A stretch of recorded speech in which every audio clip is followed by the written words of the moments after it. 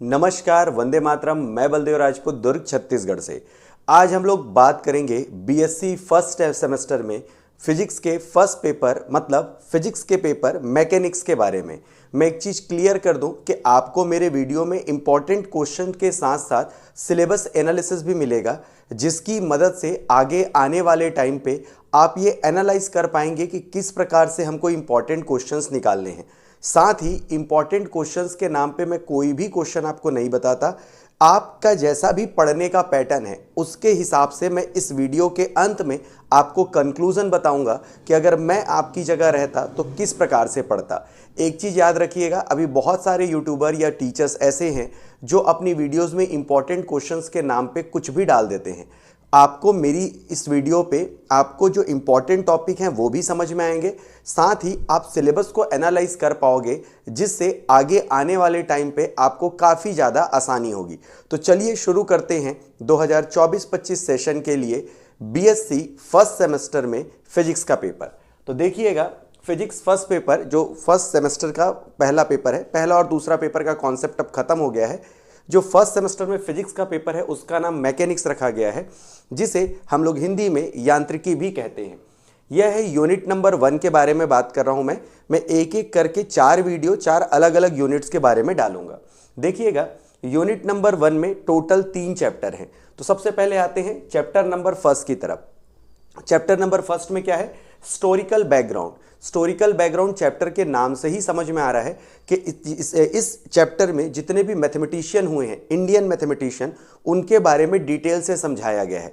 दुर्ग university में आर्यभट्ट, वराहमिहिर और विक्रम साराभाई के बारे में जीवनी उनकी जो है वो डिटेल से बताया गया है कि मैथमेटिकल रिसर्चर जो हैं या मैथमेटिशियन जो हैं, उनका हमारा जो इंडिया है उसमें कैसा कंट्रीब्यूशन रहा है।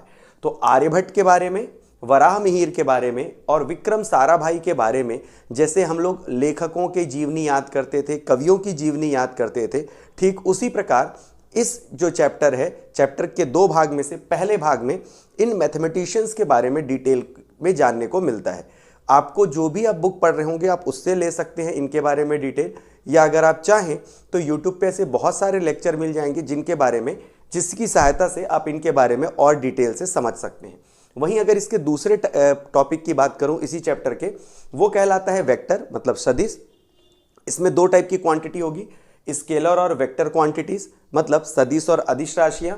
डॉट और क्रॉस प्रोडक्ट मतलब आपके डॉट मल्टीपल क्या होते हैं, क्रॉस मल्टीपल क्या होते हैं, उनके बारे में। इनके मैथमेटिकल कैलकुलेशन होते हैं उनके बारे में। स्केलर और वेक्टर फील्ड मतलब अदिश और सदिश क्षेत्र कैसे काम करता है।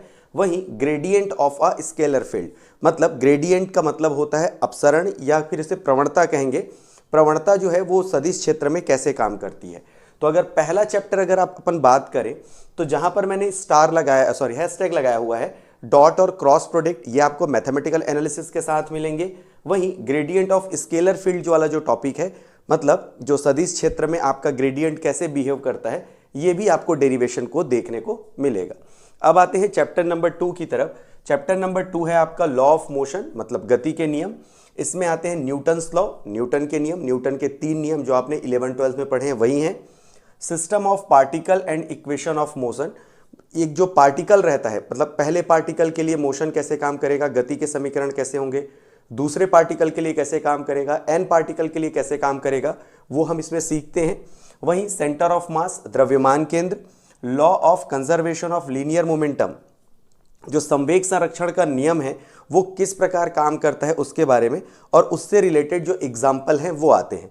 अगर इसमें डेरिवेशन की बात करूं तो system of particle and equation of motion मतलब गति के नियम जो है पहले पार्टिकल के लिए क्या होता है, दूसरे पार्टिकल के लिए क्या होता है, यह मैथमेटिकल कैलकुलेशन में आता है। वहीं सेंटर ऑफ मास मतलब द्रव्यमान केंद्र भी मैथमेटिकल डेरिवेशन के साथ आएगा। और कंजर्वेशन ऑफ लीनियर मोमेंटम मतलब रेखीय संवेग संरक्षण का नियम कैसे काम करता है, यह भी आपके मैथमेटिकल कैलकुलेशन का ही होता है। अब आते हैं अपन थर्ड चैप्टर की तरफ। थर्ड चैप्टर में का जो टॉपिक का जो नाम है माफ कीजिएगा, वर्क एंड एनर्जी, कार्य और ऊर्जा। इसमें F = माइनस ग्रेड U मतलब आपका जो पोटेंशियल एनर्जी है और फोर्स में क्या रिलेशन होता है, ये बहुत बार पूछा गया है पहले भी। Law of conservation of energy, ऊर्जा संरक्षण का नियम, पहले पार्टिकल के लिए क्या होगा, दूसरे पार्टिकल के लिए क्या होगा, एन पार्टिकल के लिए क्या होगा। वन डायमेंशनल इलास्टिसिटी कोलिजन या आपका इनइलास्टिक कोलिजन। याद रखिएगा, वन डायमेंशनल और टू डायमेंशनल दोनों आता है, इलास्टिक और इनइलास्टिक कोलिजन मतलब संघट जो होता है, जो वस्तुएं जब आपस में टकराती हैं तो प्रत्यास्थ मतलब इलास्टिक और इनइलास्टिक मतलब क्या होगा, अप्रत्यास्थ। तो प्रत्यास्थ और अप्रत्यास्थ मतलब इलास्टिक और इनइलास्टिक में जो आपके कोलिजन जो होता है, जो संघट होता है, उसके बारे में यहां पर इसके 2 क्वेश्चन आएंगे और इसके 2 क्वेश्चन आएंगे। तो टोटल इन 4 में से किसी एक के पूछे जाने की संभावना है। अगर आप ध्यान दें तो यहां पर सभी में भी हैशटैग लगा हुआ है। इसका मतलब ये है कि ये सारे जो क्वेश्चंस हैं वो मैथमेटिकल बेस हैं। अब अपन आते हैं कंक्लूजन की तरफ कि हम कैसे पढ़ें कि हमारा ये पूरा यूनिट भी कंप्लीट हो जाए और हमको मेहनत कम करनी पड़े।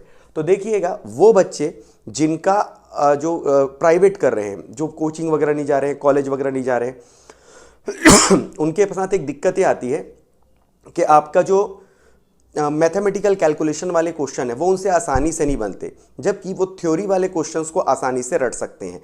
तो जिन बच्चों का मैथमेटिकल डेरिवेशन में हाथ थोड़ा तंग है, मतलब मैथमेटिकल डेरिवेशन जिनसे नहीं होते, वो क्या करें, चैप्टर नंबर 1 और 2 को अच्छे से पढ़ लें। अगर आप ध्यान देंगे तो चैप्टर नंबर 1 में और चैप्टर नंबर 2 में जो मतलब थ्योरी टाइप के जो क्वेश्चन हैं वो ज़्यादा लिए गए हैं।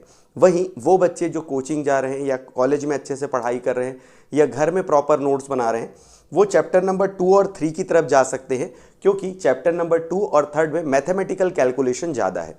अब इसका एक कंक्लूजन ये निकाल सकते हैं कि देखिएगा, एक यूनिट में 3 चैप्टर हैं। अब इस 3 चैप्टर में से किसी भी 2 चैप्टर को अगर आप अच्छे से कर लेते हैं तो आपका ये यूनिट लगभग कवर हो जाएगा, क्योंकि जो अभी नई शिक्षा नीति आई है उसके तहत 2 क्वेश्चन दिए जाएंगे 10-10 नंबर के, जिसमें से आपको एक बनाना होगा। वहीं जहां तक मेरा अनुमान है 5-5 नंबर के भी 2 क्वेश्चन दिए जाएंगे, जिसमें आपको एक बनाना होगा, और 1-1 नंबर वाले जो क्वेश्चन है वो तो आपको थ्योरी से वैसे भी कवर हो जाने वाले हैं। तो एक चीज याद रखिएगा आप, बहुत सिंपल सा कॉन्सेप्ट है कि अगर आप 3 चैप्टर में से 2 चैप्टर अगर पूरा कर लेंगे, एक चैप्टर अगर आप छोड़ भी देते हैं तो वो अथवा में आने की संभावना ज़्यादा होती है, जिससे कि आपका ये पूरा यूनिट कवर हो सकता है। तो जो बच्चे थ्योरी में अच्छे हैं, मतलब जिनको थ्योरी आसानी से याद हो जाता है, वो चैप्टर नंबर 1 और 2 पूरा पढ़ सकते हैं। वहीं जिन बच्चों का डेरिवेशन में हाथ अच्छा है या जिनको मैथमेटिकल कैलकुलेशन अच्छा लगता है, वो चैप्टर नंबर 2 और 3 पढ़ सकते हैं। अगर आप मेरे पर्सनल पिक्स बोलो, मतलब मेरे जो पर्सनल फेवरेट क्वेश्चन बोलो, अगर मैं टीचर रहता तो कौन सा क्वेश्चन निकालता, तो मैं एक तो जीवनी देता 10 नंबर वाले में से, और दूसरा मैं देता चैप्टर नंबर 3 से, जहां पर इलास्टिक कोलिजन जो है, मतलब प्रत्यास्थ और अप्रत्यास्थ जो संघट है, उसमें से किसी एक को मैं देता। वहीं अगर मैं साथ में 5 नंबर वाले क्वेश्चंस की बात करूं तो इनमें से किसी एक क्वेश्चन को मैं पिक करता, क्योंकि सिस्टम के लिए भी जो है और आपका लॉ ऑफ मोशन के लिए भी है, या ये डॉट और क्रॉस प्रोडक्ट में से अपन क्वेश्चन निकाल सकते हैं। तो मेरा एक सिंपल सा वर्डिक ये है, फाइनल कंक्लूजन इस वीडियो का ये है कि अगर आप थ्योरी में अच्छे हैं तो चैप्टर नंबर 1 और 2 को पूरा पढ़ लें, चैप्टर नंबर 3 को स्किप कर दें। वहीं अगर आपका डेरिवेशन पार्ट अच्छा है तो चैप्टर नंबर 2 और 3 पूरा पढ़ लें, जिससे लगभग आपका पूरा यूनिट कवर हो जाए। मैं उम्मीद करता हूं कि इस वीडियो के माध्यम से यूनिट नंबर 1 को काफ़ी हद तक मैं आपको एक्सप्लेन कर पाया हूँगा। इसी तरह की वीडियोस को देखने के लिए आप मेरे चैनल को सब्सक्राइब कर सकते हैं। तो मिलते हैं अगले वीडियो में, तब तक के लिए जय हिंद, वंदे मातरम।